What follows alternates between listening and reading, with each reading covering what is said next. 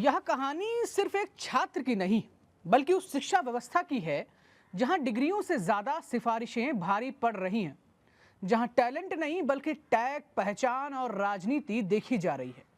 झांसी में बुधवार को बुंदेलखंड विश्वविद्यालय के मुख्य गेट पर एक छात्र अनिश्चितकालीन धरने पर बैठ गया। नाम है गिरिजा शंकर कुशवाहा उर्फ कुशराज।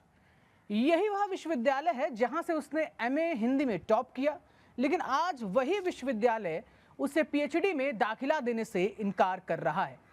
छात्र का आरोप है कि उससे कहा गया, बहुत राजनीति करते हो इसलिए एडमिशन नहीं होगा। और सवाल उठता है कि क्या पढ़ा लिखा होना गुनाह है? क्या सोचना, लिखना और सवाल करना राजनीति कहलाता है? बात करते हैं इस पर। नमस्कार, देख रहे हैं आप अनादि टीवी और मैं हूं आपके साथ स्पर्श सिन्हा।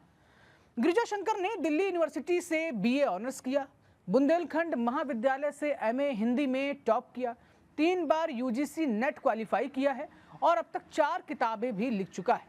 लेकिन 40 से ज्यादा लेख और 7 रिसर्च पेपर प्रकाशित किए जाने के बावजूद भारत सरकार के संस्कृति मंत्रालय के लिए आजादी का अमृत महोत्सव पोर्टल पर बुंदेलखंड के इतिहास पर 23 कहानियां भी लिखी हैं।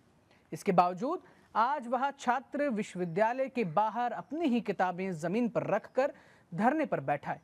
पीएचडी के लिए 26 नवंबर को इंटरव्यू हुआ, 5 दिसंबर को रिजल्ट आया और 406 चयनित छात्रों की सूची में उसका नाम 191वें नंबर पर था। फीस जमा करने की आखिरी तारीख 27 दिसंबर है, लेकिन समर्थ पोर्टल पर उसकी फीस जमा करने की लिंक ही नहीं खोली गई है। बाकी सभी छात्रों की फीस जमा हो चुकी है। सिर्फ इसी छात्र को फीस जमा करने का अधिकार नहीं है, ये सवाल है। कभी कहा जाता है कि कमेटी बैठ रही है, कभी कहा जा रहा है आजकल में हो जाएगा, लेकिन कौन सी कमेटी कब बैठेगी और सिर्फ एक ही छात्र को क्यों रोका गया, इन सवालों का कोई साफ जवाब नहीं है। धरने के दौरान छात्र ने सावित्रीबाई फूले, प्रधानमंत्री नरेंद्र मोदी और पूर्व प्रधानमंत्री अटल बिहारी वाजपेयी की तस्वीरें भी रखी। यानी सवाल किसी पार्टी का नहीं बल्कि न्याय और शिक्षा का है।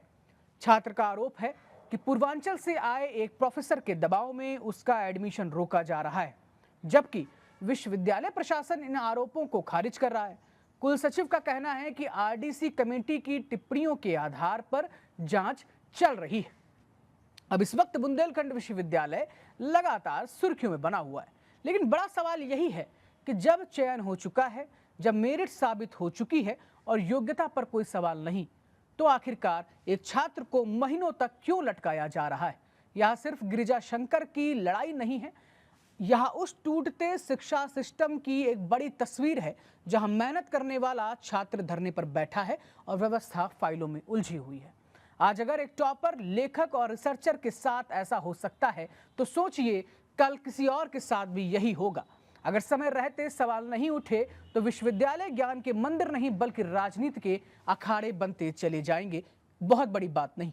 अब देखना यह है कि क्या गिरिजा शंकर को उसका हक मिलेगा या फिर एक और प्रतिभा सिस्टम की भेंट चढ़ जाएगी।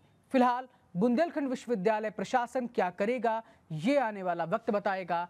आप इस पूरे घटनाक्रम पर क्या सोचते हैं, हमें अपनी राय जरूर दे सकते हैं कमेंट बॉक्स में। आग्रह करेंगे हर विद्यार्थी के साथ वीडियो को जरूर शेयर करिए, क्योंकि इसी तरीके से ये आवाज पहुंचेगी और कहीं ना कहीं विश्वविद्यालय प्रशासन मामले में गंभीर संज्ञान जरूर लेगा।